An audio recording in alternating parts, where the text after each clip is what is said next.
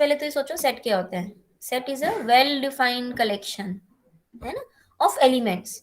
So there could be anything, मतलब आपका भी पूरा एक जो क्लास है that could be termed as set because it is a well defined collection of the people who are studying the BSc second year chemistry group. Okay, तो ये आपका एक well defined collection of elements or objects that could be number, that could be any element. अब अगर finite set बोला है तो आपका जो क्लास है वो फाइनाइट है या इनफाइनाइट है? आपकी क्लास में कितने हैं? 10 स्टूडेंट्स हैं. तो हम Finite. हाँ बोलो, आपकी आवाज कटी, किसने भी बोला? मैम फाइनाइट सेट है. करेक्ट. तो फाइनाइट हमें समझ में आता है जिसको कि हम कहीं पे जाके हम स्टॉप हो जाए. इनफाइनाइट कौन सा सेट है? Ma'am set of teachers. Set of teachers. Real number. Teachers भी तो ma'am real integers. Number, integers. हाँ, क्योंकि टीचर्स भी तो फाइनाइट ही ग्रुप हुआ ना, है ना. आपकी क्लास, आपके कॉलेज में, आपके यूनिवर्सिटी में कितने टीचर्स है, that is also finite set. तो जहां आप स्टार्ट करके और कहीं स्टॉप हो जाओ, दैट इज योर फाइनाइट. ठीक है, एक मिनट.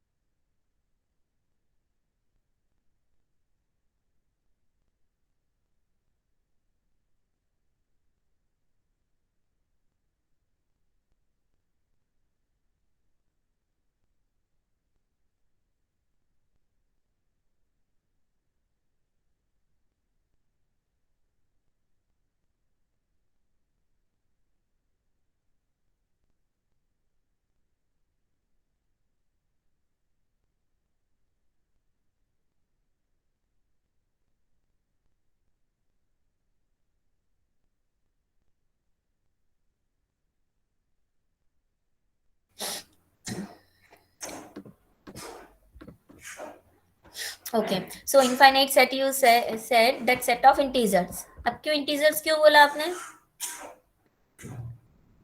ये आपने फाइनाइट सेट में सेट ऑफ आपके स्टूडेंट्स जो हैं सारे या टीचर्स जो हैं उनको फाइनाइट बोला आपने, तो क्यों बोला आपने ऐसा? Because मैम वो काउंटेबल है. काउंटेबल है. ओके, तो काउंटेबल में भी आएंगे हम अभी. बट काउंटेबल है मतलब इनफाइनाइट क्या है? सेट ऑफ इंटीजर्स काउंटेबल नहीं है क्या? इसको भी मैम हम है. काउंट कर सकते हैं. हाँ,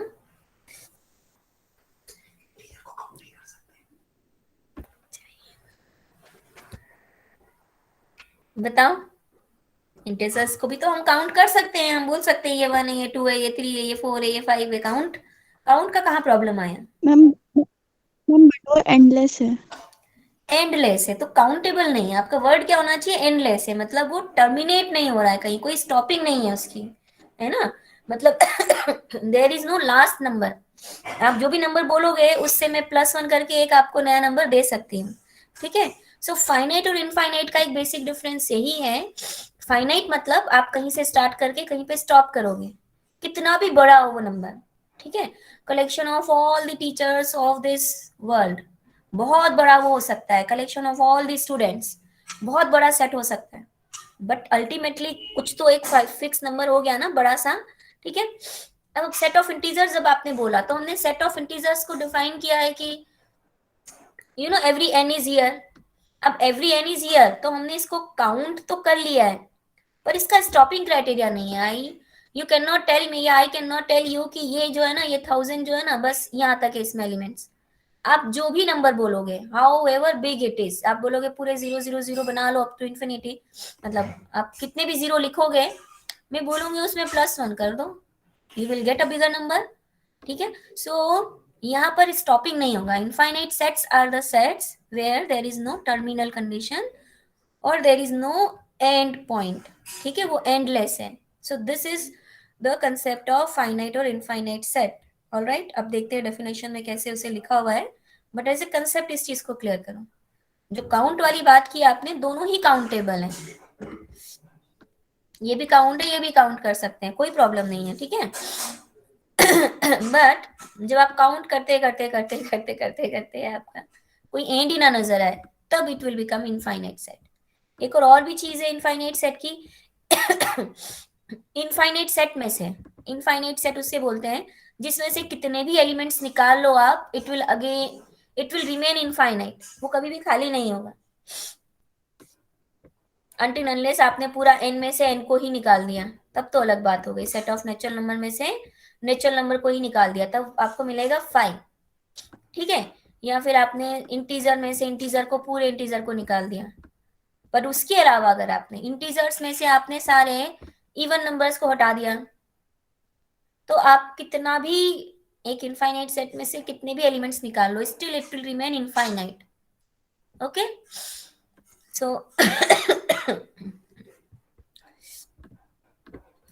ओके, अब देखते हैं नोशन ऑफ फाइनाइट और इनफाइनाइट जो है एक्सट्रीमली प्रिमिटिव है, मतलब ये इतना ट्रिवियल है, आपको लगता है इसको क्या डिफाइन करना है, but yes when we go on defining it, तो हाउ वी डिफाइन इट, तो देखो अभी से हम इसको डिफाइन करते हैं in respect of set of natural number, because this is the first set which we observe, set of natural numbers. सबसे पहला एक नेचुरली सेट जो आया हमारे पास में 1 2 3 4 काउंटिंग से, ठीक है, इसीलिए इसे नेचुरल नंबर्स ही बोला।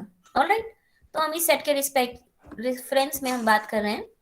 तो डेफिनेशन क्या है, the empty set has 0 element, it has no element, ठीक है। तो कितने एलिमेंट है इसमें, 0 एलिमेंट है।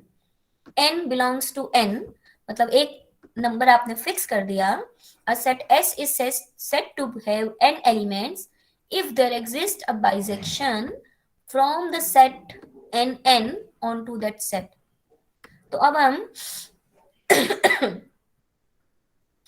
किसी सेट में कितने एलिमेंट्स हैं वो कैसे डिफाइन कर रहे हैं, जैसे आपकी क्लास में कितने स्टूडेंट्स हैं, हम कैसे डिफाइन कर रहे हैं, हम काउंटिंग करते हैं ना, ये पहला स्टूडेंट, दूसरा, तीसरा, चौथा, राइट, और आपने कहा 10 स्टूडेंट्स हैं। सो आपने क्या किया, आपने हर एक स्टूडेंट को एक नंबर दे दिया। ओके, आपने हर एक स्टूडेंट को एक नंबर दिया, तो आपने एक नंबर देखा सेट ऑफ नेचुरल नंबर में n, which is in your case is 10, और इससे आपने ये 1 2 3 4 से एक 1 1 मैपिंग कर दी। बाइसेक्शन इज व्हाट, बाइजेक्शन, ठीक है, बाइजेक्शन इज व्हाट, अ 1 1 और 2 मैपिंग। ऑलराइट, सो आपने सेट ऑफ नेचुरल नंबर से 1 1 ऑन टू मैपिंग कर दी, मतलब अगर आप उसको काउंट कर सको और कहीं जाके स्टॉप कर सको, आपने 1 2 3 4 10, आप 10 पे स्टॉप हो गए, तो आपका सेट क्या बन गया, आपका सेट हो गया सेट ऑफ n एलिमेंट्स।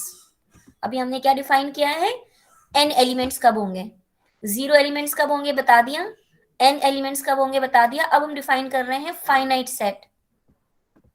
तो फाइनाइट सेट की डेफिनेशन क्या है, a set is set to be finite if it is either empty और it has n elements. Okay, finite set, empty set भी फाइनाइट है, वो इनफाइनाइट नहीं है। तो अगर आपसे डेफिनेशन पूछी जाती है तो आप डेफिनेशन क्या लिखोगे, C point. Okay, C point, that a finite set is either empty और it has n elements for some n from n। अब n एलिमेंट्स होने का क्या मतलब है, there exist bijection from the set n that is this 1 to n onto s। Alright, और infinite कैसे डिफाइन किया, इनफाइनाइट वैसे डिफाइन किया जो फाइनाइट नहीं है वो इनफाइनाइट है। इसका क्या मतलब हुआ, मतलब कोई भी n ऐसा नहीं मिलेगा जो कि आपका सेट जो है उसकी काउंटिंग को पूरा कर पाए, स्टॉप कर पाओ कहीं भी, ठीक है।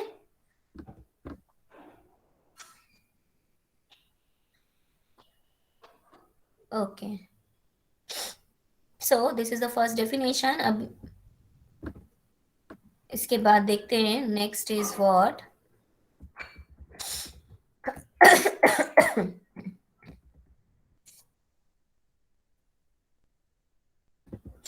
एक यूनिकनेस थ्योरम है, इसका प्रूफ नहीं है बट इसकी स्टेटमेंट है, if S is finite set then number of elements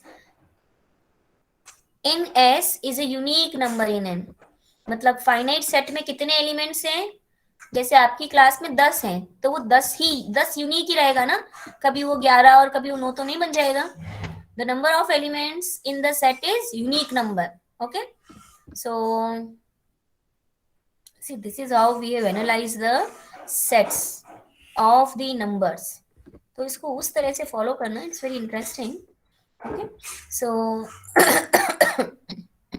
next is set of natural number is an infinite set. क्यों है सेट ऑफ नेचुरल नंबर एक इनफाइनाइट सेट? क्योंकि ये फाइनाइट नहीं है. फाइनाइट क्यों नहीं है? क्योंकि कोई भी ऐसा एन नहीं है जो कि 1 1 ऑन टू मैपिंग हो जाए, है ना. It will not stop anywhere. The set of natural number will not stop anywhere. तो इसको ऐसे ही अपनी लाइंस में, अपने सेंटेंसेस में आपको एक्सप्लेन करना होगा. Why set of natural number is an infinite set. क्या लिखोगे? Because this is not finite. और फाइनाइट होने का क्या क्राइटेरिया है? फाइनाइट होने का क्राइटेरिया या तो वो एम्प्टी हो, तो ये एम्प्टी भी नहीं है, और कोई भी ऐसा एन नहीं है नेचुरल नंबर जिससे इसका 1 1 ऑन टू मैपिंग एग्जिस्ट करे. क्योंकि सपोज आपने कोई एन फिक्स कर लिया, suppose we fix some N, तो 1 से लेके एन तक तो नंबर आ गए, और उसके बाद what about the n+1? n+1 की कोई इमेज या प्री इमेज नहीं होगी. ठीक है ना. सो इस तरह से इसका एक्सप्लेनेशन होगा. जो इंपॉर्टेंट थ्योरम्स हैं उनको तो हम विद प्रूफ करेंगे, बाकी मैं आपको ऐसे एक्सप्लेन करते रहूंगी. आप चाहे इसको अपनी लैंग्वेज में लिख भी सकते हो, मुझे दिखा भी सकते हो. जो इंपॉर्टेंट वन है, will see the proof of each one of them. ठीक है. ओके, द नेक्स्ट इज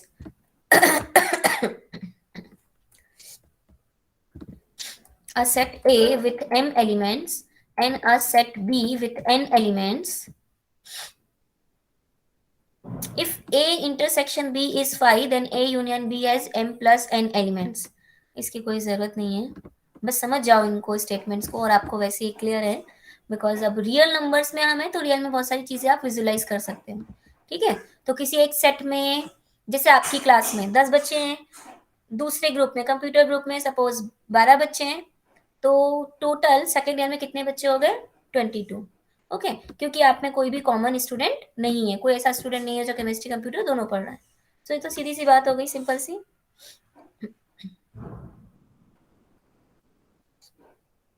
अब अगर कुछ कॉमन है तो फिर उनका जो डिफरेंस होगा उसमें उतने एलिमेंट्स कम हो जाएंगे. और इनफाइनाइट सेट है, सी इज इंपॉर्टेंट.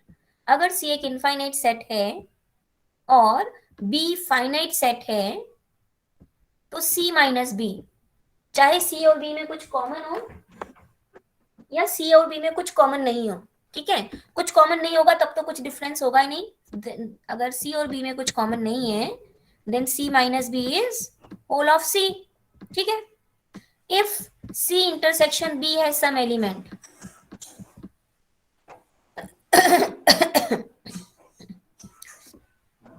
तब भी अगर आपने बी को निकाल दिया पूरा का पूरा ना, तब भी इनफाइनाइट रहेगा. अब इसका एग्जांपल क्या है?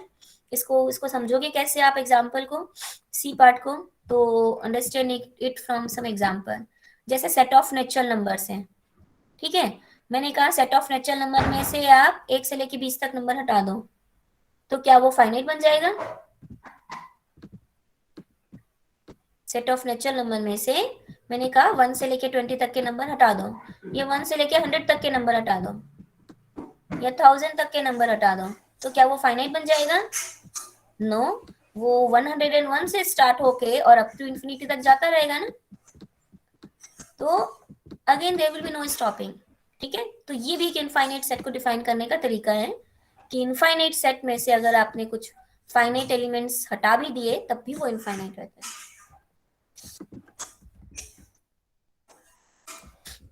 अब ये जो एक थ्योरम है इसको हम देखते हैं विथ प्रूफ. सो इसको देखो आप. Suppose S and T are sets and you have given that T is contained in S. मतलब T जो है वो सबसेट है S का. ये आपको नोटेशन से समझ में आते हैं ना सेट के? नहीं आए आपको कोई भी समझ में तो आप मुझसे पूछ सकते हो कि what does it represent. Alright. So क्योंकि आपने अलजेब्रा किया है, इट मीन्स आपको कुछ बेसिक से सेट के नोटेशंस क्लियर होंगे. I am assuming that. but if you don't know, you can tell me at any point of time, right? So this is given to you, that two sets are given to you and one is contained in other. Okay, one is a subset of other. Now if S is finite, then T is finite. देखने में और सुनने में ही trivial लग रहा है, इसका proof कैसे करेंगे वो देख लेते हैं, ठीक है? सो अगर S फाइनाइट है तो T फाइनाइट ही होगा. If T is phi, then we know that T is finite. If suppose T is not phi, then the proof is by induction on numbers of elements of S. ठीक है? If S has one element, so the only non-empty subset of T must coincide with the S. So T is a finite set. Okay. Now suppose every subset of a set with k elements is finite. इसको ऐसे भी देखने की जरूरत नहीं है, इसको और सिंपल तरीके से आप देख सकते हो. आप बोलोगे that S is equal to, since S is finite, ठीक है? इसका प्रूफ देखो आप A का. First line is clear. Yes, anybody wants to say anything? Okay.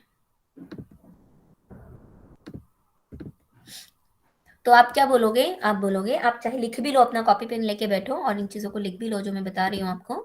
Okay, so first line, if T is phi, then T is finite, we know. Okay, so let's assume T is not phi, and obviously S is also not phi. If S is phi, then also nothing to prove. So for first case, if S is finite, तो आप सबसे पहले तो लिखोगे if S is phi, then T has to be phi. ठीक है, तब तो T के लिए कोई और ऑप्शन ही नहीं है. Then T has to be phi. This implies T is finite. Okay, पहली लाइन लिखी, कंप्लीट हुआ ये. सेकेंड लाइन आप लिखोगे if S is not phi, S has some elements. So say S is finite, so S will have n elements, है ना? Suppose लिखो, suppose S has n elements. कितने एलिमेंट्स है इसके पास में? n एलिमेंट्स है. तो उन n एलिमेंट्स को हम बोल सकते हैं ना, suppose the bijection from 1 to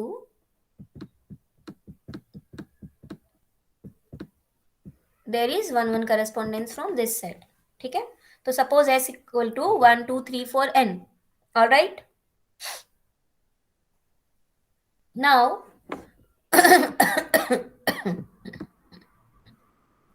I'm sorry for this throat infection that I have. So now if T is phi, then nothing to prove. T is finite. If T is finite, if T is not empty, if T has some elements. So since T is a subset of S, it implies T is subset of 1 to n. Okay, so T has sum of the, लिखो, T has sum of the elements of S. Some elements of S, it implies T is finite. ठीक है, क्योंकि उसमें क्या हो सकता है? उसमें हो सकता है कुछ 1 फिर 4. सो इनफैक्ट इसको लिखो, T के एलिमेंट्स को लिखो, T is equal to n1 n2 n3. T में एलिमेंट्स कौन से होंगे? T में कोई भी एलिमेंट हो सकता है, तो हम उसको बोलते हैं फर्स्ट एलिमेंट, सेकेंड एलिमेंट और n के एलिमेंट. बस, और कुछ लिखने की जरूरत नहीं. इतना जो लिखा हुआ है ना, इसकी कोई जरूरत नहीं. ठीक है,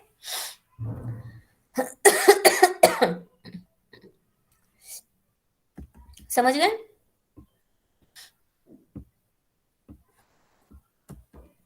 Now the second is, if T is infinite, then S is an infinite set. तो इसको कैसे प्रूव करोगे? आप बोलोगे T is infinite,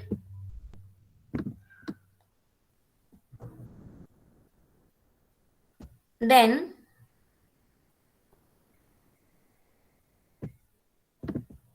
as S contains all elements of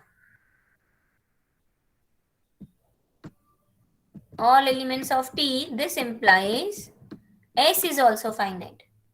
क्योंकि जब यहाँ पर ही कोई n आपको नहीं मिल रहा है तो यहाँ पर तो n मिल ही नहीं सकता है ना जी कि ये फाइनाइट हो जाए, कोई स्टॉपिंग क्राइटेरिया जब यहाँ पर ही नहीं है, and this is a bigger set, so therefore this will also be infinite set. तो अपने एक एक लाइन में इसका प्रूफ लिखोगे, that is also good enough. Alright,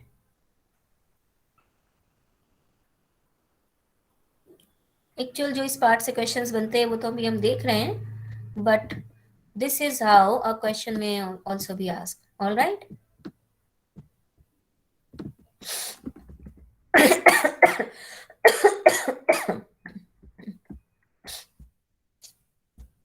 okay. So finite infinite में बस ये एक ही थ्योरम बनती है, that is if S is finite, T is finite, if T is infinite then S is infinite set. तो आज आप इसे लिखोगे और मुझे बताओगे. ऑलराइट, जो हमने भी समझा है. I will send you recording as well. Yes, no, आगे चलें. Yes ma'am. ओके, अब आते हैं आगे चल के काउंटेबल और अनकाउंटेबल सेट में. ठीक है, तो काउंटेबल और अनकाउंटेबल क्या है उसके पहले हम करते हैं डी न्यूमरेबल क्या है. डी न्यूमरेबल क्या है सेट. तो अभी हम आते हैं इनफाइनाइट सेट जो है ना, फाइनाइट सेट के बाद में हम इनफाइनाइट सेट्स को एक बार देख रहे हैं. तो आप बोलोगे इनफाइनाइट सेट तो सेट ऑफ नेचुरल नंबर भी है और इनफाइनाइट सेट जो है ना वो रियल नंबर्स भी है. तो अब इस n को और r को कैसे हम डिफरेंशिएट करेंगे, इस चीज को समझने के लिए n जो है आपका, n में ना आपकी एक बहुत इंपॉर्टेंट चीज है. क्या है, ऐसे n को लिख सकते हो 1 2 3 4 5 6, यू नो, नेक्स्ट नंबर क्या आने वाला ये आप बता सकते हैं, काउंट कर सकते हो, एक लाइन में खड़ा कर सकते हैं इसके नंबर्स को. Okay, so this is what n. Real number में क्या है, रियल नंबर में may be you can start with the zero, आप ऑब्वियसली प्लस और माइनस दोनों करोगे, या n के भी पहले मैं बताती हूँ आपको z की बात करते हैं which is the set of integers. तो सेट ऑफ इंटीजर्स में भी क्या है ना, आप किसी भी एक नंबर से स्टार्ट करोगे, उसके बाद वाला कौन सा नंबर है और उसके पहले वाला कौन सा नंबर है, this you can define clearly, isn't it. 0 1 2 3 4 और इधर आप बता सकते हो -1 -2 -3. ऑलराइट, तो यहाँ पर भी एक लाइन में खड़ा कर सकते हो आप सबको, 1 by 1 by 1 what is coming to be next next next. But आप अब r को देखो, r is what, r is this continuous line, all the real numbers. इसमें क्या हो रहा है, इसमें आप किसी भी एक पॉइंट से स्टार्ट करो, सपोज आपने कहा मैं 0 से स्टार्ट कर रही हूँ. Now what is the next number. ठीक है, तो what is the just next number, we can not define it, because इसमें एक नंबर के आसपास इतने सारे नंबर हैं, इतने सारे नंबर हैं that become अनकाउंटेबल. तो r जो है ना सेट, उसको आप काउंट ही नहीं कर सकते हो, it is infinite. z is also infinite, but z को हम काउंट कर सकते हैं कि 1 के बाद 2 आता है ना, 2 के बाद 3 आएगा, 3 के बाद 4 आएगा, यू नो, नेक्स्ट नंबर क्या होने वाला you know. But in the r as infinite set you don't know what is the next number. तो 0 के बाद क्या आता है नेक्स्ट नंबर, कोई बता सकता है, or any number, a guess, what you think could be a next number. yes,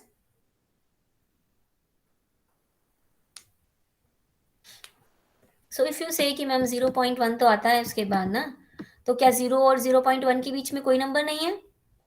आप बोलोगे नहीं नहीं 0.01 ले लो या 0.001 ले लो, आप जो भी नंबर बताओगे, मैं एक और पॉइंट के बाद एक जीरो और बढ़ा सकती हूँ ना उसमें.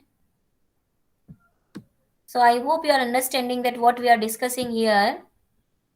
We are discussing here that the set finite और इनफाइनाइट तो एक बात हो गई, उसके बाद क्या बात आ गई, उसको हम काउंट भी कर सकते हैं या नहीं कर सकते हैं. उसमें इतने सारे एलिमेंट्स और इतने पास पास हैं, इस तरीके से एक दूसरे के साथ हैं वो कि आप उन्हें एक लाइन में भी नहीं खड़ा कर सकते हो, काउंट ही नहीं कर सकते हो. So it will become uncountable. All right. So with this thought, अब देखते हैं इसकी definition. What is the definition? So definition says that there is something called denumerable. Denumerable मतलब जिसको आप काउंट कर सकते हो, जो इनफाइनाइट है बट काउंट कर सकते हैं. और काउंटेबल सेट क्या है?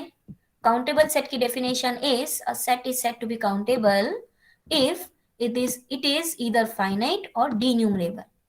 तो या तो वो फाइनाइट होगा या फिर इनफाइनाइट में क्या होगा, वो काउंटेबली इनफाइनाइट होगा. ऑलराइट, काउंटेबली इनफाइनाइट मतलब जिसको एक लाइन में खड़ा कर सकते हैं. सो 1 2 3 4 5 6 type. Alright. And a set which is not countable is uncountable. Uncountable को कोई और तरीका भी नहीं है डिफाइन करने का. So we define that a set which is not countable is uncountable. तो अब आप देखो, आपके सेट थे, सेट ऑल दी सेट्स, उसमें हमने बोला कि फाइनाइट और इनफाइनाइट, यू नो.